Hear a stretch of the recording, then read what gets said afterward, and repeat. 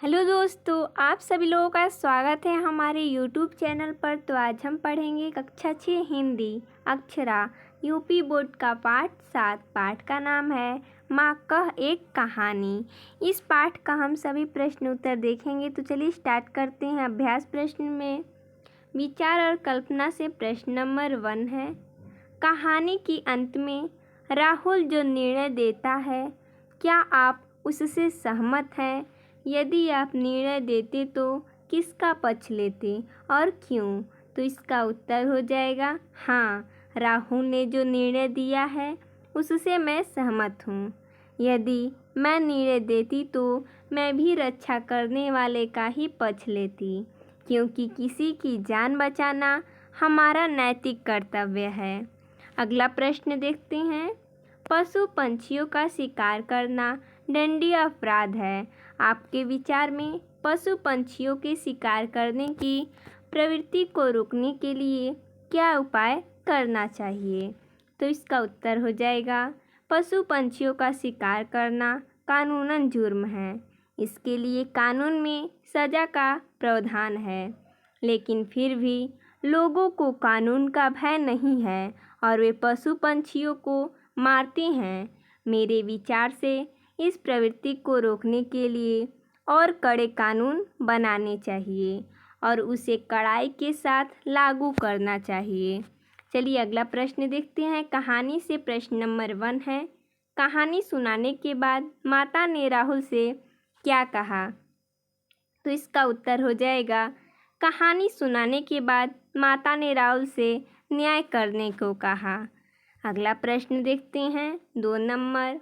हंस को मारने वाले तथा बचाने वाले के बीच हुए विवाद का निर्णय राहुल ने क्या किया? तो इसका उत्तर हो जाएगा हंस को मारने वाले तथा बचाने वाले के बीच हुए विवाद के निर्णय में राहुल ने कहा कि रक्षक भक्षक से महान होता है। अगला प्रश्न देखते हैं। राहुल के उत्तर से उसके स्वभाव के विषय में क्या पता चलता है? तो इसका उत्तर हो जाएगा राहुल के उत्तर से पता चलता है कि उसका स्वभाव निष्पक्ष, विचारशील और दया भाव रखने वाला है। यानी कि जब उसने अपनी माँ को बताया, उत्तर दिया, तो पूछ रहा है प्रश्न में कि जब राहुल ने उत्तर दिया तो उसके स्वभाव के विषय में क्या पता चलता है, यानी कि उसका स्वभाव क्या है? तो उसका स्वभाव क्या है? निष्पक्ष है, विचारशील है और दया भाव है। अगला प्रश्न देखते हैं 4 नंबर। निम्नलिखित पाठ्यांशों के भाव स्पष्ट कीजिए। देखिए हमने यहाँ पर भाव स्पष्ट करके दिखाया है। पहला है वर वर के फूल खिले थे, झलमल कर हिम बिंदु मिले थे, हल्के झोंके हिले मिले थे, लहराता था पानी। इसका भाव हो जाएगा उपवन में अनेक रंगों के फूल खिले हुए थे। प्रातः काल मंद मंद शीतल वायु से ओस के कण झिलमिल कर रहे थे। हवा से तालाब का पानी हिलोरे मार रहा था, अर्थात बगीचे का वातावरण बहुत बढ़िया था और प्राकृतिक सुंदरता निखार पर थी। यानी कि इसमें कहना चाहता है कि ये जो हमारा पंद्यांश, यानी कि इसमें जो पंद्यांश दिया गया है, इसे हमें क्या करना है? इसका भाव स्पष्ट करना है। एक बार फिर से देख लेते हैं। वड़ वड़ के फूल खिले थे, झलमल कर हिम बिंदु मिले थे, हल्के झोंके हिले मिले थे, लहराता था पानी। इसका भाव हो जाएगा उपवन में अनेक रंगों के फूल खिले हुए थे। प्रातःकाल मंद मंद शीतल वायु से ओस के कण झिलमिल कर रहे थे। हवा से तालाब का पानी हिलोरे मार रहा था, अर्थात बगीचे का वातावरण बहुत बढ़िया था और प्राकृतिक सुंदरता निखार पर थी। अगला देखते हैं। ख नंबर है कोई निरपराध को मारे तो क्या अन्य उसे न उबारे, रक्षक पर भक्षक को वारे, न्याय दया का दानी। इसका भाव हो जाएगा जब राहुल की माँ ने कहानी सुनाने के बाद उससे पूछा कि अब तुम बताओ कि न्याय किसका पक्ष लेगा, तब राहुल ने निम्न प्रकार उत्तर दिया यदि कोई बेकसूर को मारने लगे तो अन्य लोगों को निरपराध की सहायता करनी चाहिए, क्योंकि बचाने वाला मारने वाले से श्रेष्ठ होता है। न्याय हमेशा दया करने वाले का पक्ष लेता है, जो उचित है। अगला देखते हैं, भाषा की बात से प्रश्न 1 है। निम्नलिखित वाक्यांशों के लिए एक शब्द लिखिए।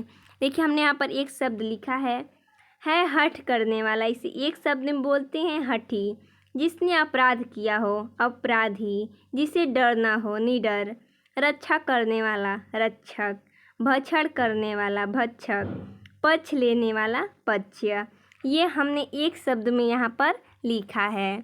अगला देखते हैं 2 नंबर है, समानार्थी शब्द छाटिए। देखिए यहाँ पर 3 ठो दिया गया है समानार्थी शब्द। इसी में से हमें छाट कर अलग करना है, यानी कि छाटना है। तो दिया है खग, इसमें दिया है गगन, पंछी, नभ। तो खग का समानार्थी शब्द होता है पंछी, हमने यहाँ पर लिखा है कोष्टक में करके। आगे आखेट, इसमें है धनुष, ओखल, शिकार। तो इसका समानार्थी शब्द हो जाएगा आखेट का शिकार। अगला है कोमल। कोमल में दिया है मुलायम, कमल, कोयल। तो इसका समानार्थी हो जाएगा मुलायम, हमने यहाँ पर लिखा है। विवाद, निनाद, समझौता, झगड़ा। तो विवाद का समानार्थी होता है झगड़ा। आगे सदय, यानी देने वाला, दया के साथ, दीनता के साथ।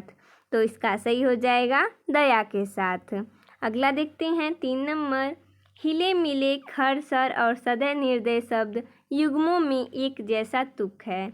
इसी प्रकार के समान तुक वाले 3 और शब्द युग्म लिखिए।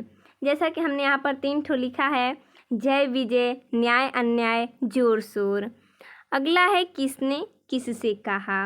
ये हमारा आखिरी क्वेश्चन है। यह था, यानी कि यहाँ पर एग्जाम्पल देकर बताया है कि माँ कह एक कहानी, राजा था या रानी। ये किसने कहा था, बालक ने। किससे कहा था, माँ से कहा था। यानी कि बालक ने माँ से कहा था कि माँ कह एक कहानी, राजा था या रानी। अगला दिया है, ये तो हमें समझाया था कि ऐसे करना है, तो हमने यहाँ पर किया है। हुआ विवाद सदय निर्दय में, उभय आग्रही थे स्व विषय में, गई बात तब न्यायालय में, सुनी सभी ने जानी। ये माँ ने बालक से कहा था। आगे है, कह दे निर्भय जय हो जिसका, सुने ले तेरी बानी। ये माँ ने बालक से कहा था। आगे है, कोई निरपराध को मारे तो क्या अन्य उसे न उबारे। ये बालक ने माँ से कहा था। तो दोस्तों इसमें इतना ही प्रश्न दिया गया था।